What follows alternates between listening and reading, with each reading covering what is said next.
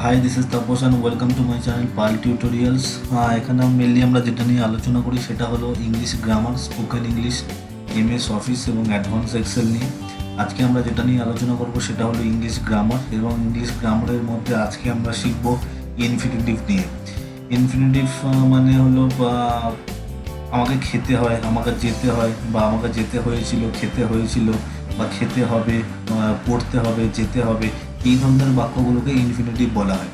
তো সেগুলো আমরা কিভাবে তৈরি করব এবং কোনটার পরে কি বসবে, তার প্রেজেন্ট ফর্ম জানবো, পাস্ট ফর্ম জানবো এবং ফিউচার ফর্ম জানবো, এবং কিভাবে তৈরি করব সেই ব্যাপারে আমরা আজকে আলোচনা করব।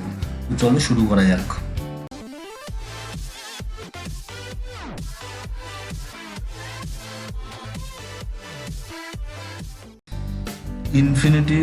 ইনফিনিটিভ হলো প্রেজেন্ট ইনফিনিটিভ আছে, পাস্ট ইনফিনিটিভ এবং ফিউচার ইনফিনিটিভ আছে। প্রেজেন্ট ইনফিনিটিভ হলো am to, is to, are to, এগুলোকে ব্যবহার করা হয় ভার্বে। যে হেল্পিং ভার্ব থাকে সেগুলোর সঙ্গে আমরা টু ব্যবহার করে ইনফিনিটিভ করি। যেমন আমাকে ফুটবল খেলতে হয়, তাকে অফিসে যেতে হয়, মাকে খাবার রান্না করতে হয়, তাদের স্কুলে যেতে হয়, রাজাকে খেলনা বিক্রি করতে হয়, শিক্ষার্থীদের খেলাধুলায় অংশ নিতে হয়। এই যে নিতে হয়, করতে হয়, যেতে হয়, এইগুলোকে বলা হয় প্রেজেন্ট ইনফিনিটিভ। ঠিক আছে? তো সেগুলো করতে গেলে আমাদের কি ফর্মুলা লাগে? প্রথমে সাবজেক্ট বসবে, তারপরে সাবজেক্টের হিসেবে am to, are to, is to এগুলোকে বসবে, তারপরে ভার্বের প্রেজেন্ট ফর্ম বসবে, তারপরে অবজেক্ট, তারপরে রিমেনিং বসবে। তো সেই মতো যদি আমি এই সেন্টেন্সটাকে এগুলোকে তৈরি করি, আমাকে ফুটবল খেলতে হয়, এখানে সাবজেক্ট হলো আই, তারপরে অ্যাম টু বসবে, আয়ের পরে অ্যাম বসে always I am to play, verb ছিল প্লে, তাহলে প্লে বসে গেল, এবার অবজেক্ট ছিল football, football, I am to play football. তাকে অফিসে যেতে হয়, হি is two go to office, তাকে অফিসে যেতে হয়। প্রথমে সাবজেক্ট, তারপরে ইজ টু, আর টু অথবা অ্যাম টু বসবে, তারপরে অবজেক্ট, তারপরে ভার্ব, তারপরে অবজেক্ট, তারপরে রিমেনিং।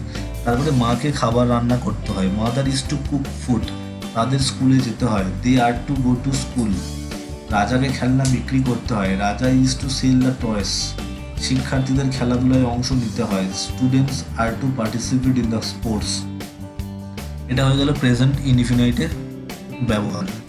এরপর এটাকে যদি আমরা প্যাসিভে করি, তাহলে I am to play football, এটা হলো অ্যাক্টিভে আছে, এটাকে যদি আমি প্যাসিভে করি, football is to be played by me. তাহলে প্রথমে সাবজেক্ট, এখানে যেটা অ্যাক্টিভে যেটা অবজেক্ট আছে সেটা এখানে সাবজেক্ট হয়ে যাবে। তারপরে টেন্স হিসেবে এটা অ্যাম, ইজ, আর টু বসবে, বি একটা বসবে, তারপরে ভার্বের পাস্ট পার্টিসিপেল ফর্ম বসবে, এবং তারপরে বাই, এবং ওখানে যেটা সাবজেক্ট ছিল এখানটা অবজেক্ট হয়ে যাবে। তাহলে ফুটবল, সেই হিসেবে ফুটবলটা ওখানে অবজেক্ট ছিল, এখানে তাহলে সাবজেক্ট হয়ে গেল ফুটবল। তারপরে ইজ টু বি বসে গেল, যেহেতু present is to be. Verb হলো প্লে, প্লের পাস্ট পার্টিসিপেল ফর্ম হলো প্লেড, তারপরে বাই, তারপরে মি। তাহলে football is to be played by me. এরপর আছে he is to explain the student, he is to explain to the student, ছাত্রদেরকে তাদের এক্সপ্লেন করতে হয়। তাহলে students are to be explained by him, তার দ্বারা ছাত্রদেরকে এক্সপ্লেন করা হয়। Mother is to cook food, food is to be cooked by mother. তারপরে হচ্ছে they are to help to the poor are to be helped by them. Raja is to sell the toys are to be sold by Raja. তাহলে প্রথমে কি হলো? প্রথমে অবজেক্টটা বসে গেল, তারপরে অ্যাম, ইজ, আর টু বসে গেল, তারপরে বি, তারপরে ভার্বের পাস্ট পার্টিসিপেল ফর্ম, তারপরে সাবজেক্ট, তারপরে রিমেনিং। এরপরে আমরা চলে গেলাম পাস্ট ইনডিফিনিট টেন্সে। পাস্ট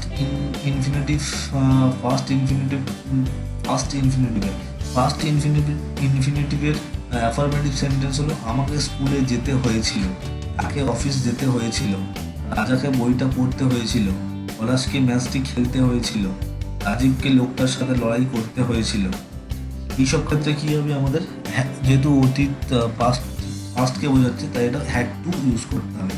প্রথমে সাবজেক্ট, তারপরে হ্যাড টু, তারপরে ভার্বের প্রেজেন্ট ফর্ম, তারপরে অবজেক্ট, তারপরে রিমেনিং। আমাকে স্কুলে যেতে হয়েছিল, I had to go to school. তারপরে প্রথমে সাবজেক্ট, তারপরে হ্যাড টু বসলো, তারপরে ভার্ব হলো এখানে গো বসে গেল, তারপরে রিমেনিং ছিল টু স্কুল। তাহলে আমাকে স্কুলে যেতে হয়েছিল, I had to go to school. তাকে অফিস যেতে হয়েছিল, she had to go to office, তাকে অফিস যেতে হয়েছিল। রাজাকে বইটা পড়তে হয়েছিল, Raja had to read the book. পলাশকে ম্যাচটি খেলতে হয়েছিল, Palash had to play the match.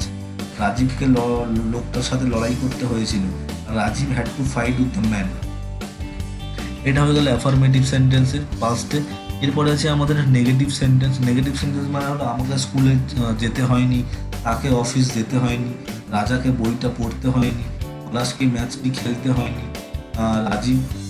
রাজীবের লোকটির সাথে লড়াই করতে হয়নি, এটসেট্রা। এর ফর্মুলা কী হবে? প্রথমে সাবজেক্ট বসবে, তারপরে ডিড নট হ্যাভ টু বসবে, তারপরে ভার্ব বসবে, তারপরে অবজেক্ট, তারপরে রিমেনিং কিছু বসবে। সাবজেক্ট, তারপরে ডিড নট হ্যাভ টু, তারপরে ভার্ব, তারপরে অবজেক্ট, তারপরে রিমেনিং। আমাকে স্কুলে যেতে হয়নি, এখানে সাবজেক্ট হলো I, did not have two বসবে, তারপরে ভার্বের প্রেজেন্ট ফর্ম ভাব মানে যাওয়া, তাহলে গো মানে যাওয়া, গো বসে গেছে, তারপরে টু স্কুল। তাহলে আমাকে স্কুলে যেতে হয়নি, I did not go to the school. Go to school, আমাকে স্কুলে যেতে হয়নি। তাকে অফিস যেতে হয়নি, she did not have to go to office. তাকে অফিস যেতে হয়নি। রাজাকে বইটি পড়তে হয়নি, Raja did not have to read the book. পলাশের ম্যাচটি খেলতে হয়নি, Palash did not have to play the match. রাজীবের লোকটির সাথে লড়াই করতে হয়নি, Rajib did not have to fight with the man. এটা হয়ে গেল নেগেটিভ সেন্টেন্স। প্রথমে সাবজেক্ট, তারপরে ডিড নট হ্যাভ টু, তারপরে ভার্ব, তারপরে অবজেক্ট, তারপরে রিমেনিং। এগুলো বেশি করে প্র্যাকটিসের জন্য নিজের নোটবুকে আরও বেশি করে এক্সাম্পল লিখতে হবে এবং এই ফর্মুলা দিয়ে সেগুলোকে তৈরি করতে হবে, তাহলে আরও বেশি করে শেখা যাবে। আচ্ছা, এবার আমরা জানবো ফিউচার ইনফিনিটিভের ব্যাপারে। ফিউচার ইনফিনিটিভের অ্যাফার্মেটিভ সেন্টেন্স যেগুলো, আমাকে যেতে হবে, তাকে খেলতে হবে, তাকে পড়তে হবে ইত্যাদি, এইসব সেন্টেন্সের ক্ষেত্রে ফিউচার ইনফিনিটিভ হয়। তো যেমন আমাকে অফিসে যেতে হবে, তাকে ক্রিকেট খেলতে হবে, রামকে বাজারে যেতে হবে, রাখিকে বইটা পড়তে হবে, টুটুলকে আমাদের বাড়িতে আসতে হবে, তাদের আমাদের মুভিটি দেখতে হবে, এইসব সেন্টেন্স। তো এগুলোর ফর্মুলা হলো প্রথমে সাবজেক্ট বসবে, তারপরে হ্যাভ অথবা হ্যাজ টু বসবে, তারপরে ভার্ব বসবে, তারপরে অবজেক্ট, তারপরে রিমেডি। প্রথমে সাবজেক্ট, তারপরে হ্যাভ টু অথবা হ্যাজ টু বসবে, তারপরে ভার্ব, তারপরে অবজেক্ট, তারপরে রিমেনিং সেন্টেন্স। তাহলে এই সেন্টেন্সগুলোকে যদি আমরা ইংরেজিতে ট্রান্সলেট করি তাহলে আমাকে অফিসে যেতে হবে, I have to go to office. তাহলে এখানে সাবজেক্ট হয়ে গেল আই, তারপরে হ্যাভ টু, আয়ের পরে হ্যাভ বসে, আই হ্যাভ টু হয়ে গেল, তারপর ভার্ব হয়ে গেল গো, গো বসে গেল to the office, I have to go to office. তাকে ক্রিকেট খেলতে হবে, she has to play cricket. রামকে বাজারে যেতে হবে, Ram has to go to the market. রাখিকে বইটি পড়তে হবে, Rakhi has to read the book. টুটুলকে আমাদের বাড়িতে আসতে হবে, Tutul has to come to our house. আমাদের মুভিটি দেখতে হবে, we have to see the movie. তাহলে প্রথমে সাবজেক্ট, তারপরে হ্যাজ টু অথবা হ্যাভ টু, তারপরে ভার্বের প্রেজেন্ট ফর্ম, তারপরে অবজেক্ট যদি থাকে অবজেক্ট, তারপরে রিমেনিং। এরপরে আমরা আসবো অ্যাফার্মেটিভের পরে, এরপরে আমরা আসবো নেগেটিভ সেন্টেন্সে। ফিউচার ইনফিনিটিভ নেগেটিভ সেন্টেন্স, না বোধক বাক্য। আমাকে অফিসে যেতে হবে না, তাকে ক্রিকেট খেলতে হবে না, রামের বাজারে যেতে হবে না, রাখিকে বই পড়তে হবে না, টুটুলকে আমাদের বাড়িতে আসতে হবে না, আমাদের মুভিটি দেখতে হবে না ইত্যাদি। তো এখানে কী করতে হবে? প্রথমে সাবজেক্ট বসবে, তারপরে ডু অথবা ডাজ নট বসবে, যেহেতু নেগেটিভ সেন্টেন্স। ডু অথবা ডাজ নট বসবে, তারপরে হ্যাভ টু বসবে, তারপরে ভার্ব, তারপরে অবজেক্ট। প্রথমে সাবজেক্ট, তারপরে ডু অথবা ডাজ নট বসবে সাবজেক্ট হিসেবে, তারপরে হ্যাভ টু বসবে, তারপরে ভার্ব বসবে, তারপরে অবজেক্ট বসবে। আমাকে অফিসে যেতে হবে না, I do not have to go to office. প্রথমে সাবজেক্ট বসলো আই, তারপরে ডু নট বসে গেল, যেহেতু নেগেটিভ সেন্টেন্স ডু নট অথবা ডাজ নট হবে। সাবজেক্ট যেহেতু আই, তাহলে ডু নট বসেছে। হ্যাভ টু সবার ক্ষেত্রে বসবে হ্যাভ টু, তারপরে ভার্বের প্রেজেন্ট ফর্ম ভাব হলো গো, গোর প্রেজেন্ট ফর্ম বসে গেছে গো টু দা, তারপরে রেস্ট হলো টু দা অফিস। আমাকে অফিসে যেতে হবে না, I do not have to go to office. তাকে ক্রিকেট খেলতে হবে না, she does not have to play cricket. রামের বাজারে যেতে হবে না, Ram does not have to go to the market. রাখিকে বই পড়তে হবে না, Rakhi does not have to read the book. টুটুলকে আমাদের বাড়িতে আসতে হবে না, Tutul does not have to come to our house. আমাদের মুভিটি দেখতে হবে না, we do not have to see the movie. তাহলে প্রথমে সাবজেক্ট, তারপরে ডু নট অথবা ডাজ নট, তারপরে হ্যাভ টু, তারপরে ভার্ব, তারপরে অবজেক্ট, তারপরে রিমেনিং। এরপরে যেটা আছে সেটা হলো আমাদের ইন্ট্রোগেটিভ সেন্টেন্স। ইন্ট্রোগেটিভ সেন্টেন্স হলো প্রশ্নবোধক বাক্য। প্রথমে ডু নট অথবা ডাজ নট বসবে, তারপরে যেমন আছে প্রথমে এক্সাম্পলগুলো দিয়ে দিই। আমাকে কি অফিসে যেতে হবে, তার কি ক্রিকেট খেলতে হবে, রামকে কি বাজারে যেতে হবে, রাখিকে কি বইটা পড়তে হবে, টুটুলকে কি আমাদের বাড়িতে আসতে হবে? আসতে হবে না, এটা নেগেটিভে আছে। আমাদের কি সিনেমা দেখতে হবে না? এটাও নেগেটিভ সেন্টেন্স। তাহলে প্রথমে ডু নট অথবা ডাজ নট বসবে, তারপরে সাবজেক্ট বসবে, তারপরে হ্যাভ টু বসবে, তারপরে ভার্বের প্রেজেন্ট ফর্ম, তারপরে অবজেক্ট, তারপরে রিমেনিং।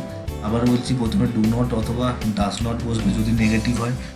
যদি নেগেটিভ হয় তাহলে ডু নট অথবা ডাজ নট হবে। যদি অ্যাফার্মেটিভ হয় তাহলে ডু অথবা ডাজ বসবে, তারপরে সাবজেক্ট বসবে, তারপরে হ্যাভ টু বসবে, তারপরে ভার্ব, তারপরে অবজেক্ট, তারপরে রিমেনিং। তাহলে আমাকে কি অফিসে যেতে হবে? এখানে সাবজেক্ট আই আছে এবং এটা নেগেটিভ সেন্টেন্স নয়, তাহলে নটও হবে না আর ডাসও হবে না। কারণ আই আছে, তাহলে এখানে ডু বসবে, আর নেগেটিভ নয় তাই নটটা বসবে না। তাহলে ডু আই, তারপরে হ্যাভ টুটা বসবে, সবার ক্ষেত্রে হ্যাভ টু বসে গেল। এরপরে ভার্বের প্রেজেন্ট ফর্ম, ভার্ব হলো গো, তাহলে এখানে গো বসে গেল। Do I have to go to the office, অফিসটা হলো রিমেনিং ছিল, তাহলে do I have to go to the office. তারা কি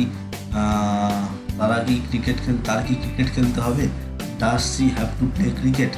এখানে যেহেতু সিটা থার্ড পারসন সিঙ্গুলার নাম্বার, তাহলে প্রথমে ডাস বসে গেছে, তারপরে সাবজেক্ট, তারপরে হ্যাভ টু, তারপরে ভার্ব, তারপরে object. Does C have to play cricket? তাকে ক্রিকেট খেলতে হয়েছিল, তাকে ক্রিকেট খেলতে হবে না। রামকে কি বাজারে যেতে হবে না? Does Ram have to go to the market? রামকে কি বাজারে যেতে হবে? Does Ram have to go to market? রামকে কি বাজারে যেতে হবে? রাখির কি বই পড়তে হবে না? এটা হলো নেগেটিভ সেন্টেন্স আছে, আর রাখিটা হলো থার্ড পারসন সিঙ্গুলার নাম্বার, তাহলে ডাস হবে এবং নটও হবে। তাহলে does not Rakhi have to read the বুক? প্রথমে ডাস, তারপরে নট, যেহেতু ডাস বসলে এই কারণে, কারণ রাখিটা হলো থার্ড পারসন সিঙ্গুলার নাম্বার তাই ডাস, আর নটটা হলো নেগেটিভ সেন্টেন্স তাহলে ডাস নট রাখি, তারপরে হ্যাভ টু, রাখিটা সাবজেক্ট হয়ে গেল, রাখির পরে হয়ে গেল হ্যাভ টু বসে গেল, তারপরে ভার্বের প্রেজেন্ট ফর্ম, ভার্ব হলো রিডের প্রেজেন্ট ফর্ম হলো রিড, তারপরে অবজেক্ট দ্য বুক। তাহলে does not Rakhi have to read the book. টুটুলকে কি আমাদের বাড়িতে আসতে হবে না? Does not Tutul have to come to our house? আমাদের কি সিনেমা দেখতে হবে না? Do we not have to see the movie? আমাদের কি সিনেমা দেখতে হবে না? তাহলে ফর্মুলা কি হয়ে গেল? ডু অথবা ডাস, বা ডু নট অথবা ডাজ নট, তারপরে সাবজেক্ট, তারপরে হ্যাভ টু, তারপরে ভার্ব, তারপরে অবজেক্ট, এই সেন্টেন্স। তাহলে এত পর্যন্তই ছিল আমাদের ইনফিনিটিভের ব্যবহার, কী করে আমরা ইনফিনিটিভ ব্যবহার করবো, have to, is to, are to কীভাবে ব্যবহার করবো ইনফিনিটিভ, সেটা আমাদের প্রেজেন্ট ফর্মেও দেখানো হয়েছে, পাস্ট ফর্মেও দেখানো হয়েছে এবং ফিউচারেও দেখানো হয়েছে। আশা করি এই জিনিসটা বোঝা গেছে। যদি এই ব্যাপারে আরও কোনো ডিটেলস যদি জানার থাকে বা কোনো জায়গাটা যদি ক্লিয়ার না হয়ে থাকে, তাহলে কমেন্ট করে আমাকে জানাতে পারো, আমি সেই মতো আনসার করার চেষ্টা করবো। এবং এটা ছাড়া যদি আরও কিছু এর ব্যাপারে যদি আরও কিছু ডিটেলসে বলার থাকে সে ব্যাপারেও কমেন্ট করতে পারো। এছাড়া ওভারঅল ভিডিওটা যদি ভালো লেগে থাকে, তা যদি কিছু হেল্প হয়ে থাকে, তাহলে অবশ্যই চ্যানেলটা সাবস্ক্রাইব করে এবং লাইক বাটনটা প্রেস করে দিও। আদারওয়াইজ নোটিফিকেশন বেল আইকনটাও প্রেস করে দিও, তাতে করে কী হবে, যখনই আমি নতুন কিছু ভিডিও আপলোড করবো ইনস্ট্যান্টলি নোটিফিকেশান পেতে থাকবে। তো আজকের পর্যন্ত এতটুকুই ছিল। থ্যাংক ইউ, সবাই ভালো থেকো, বাই।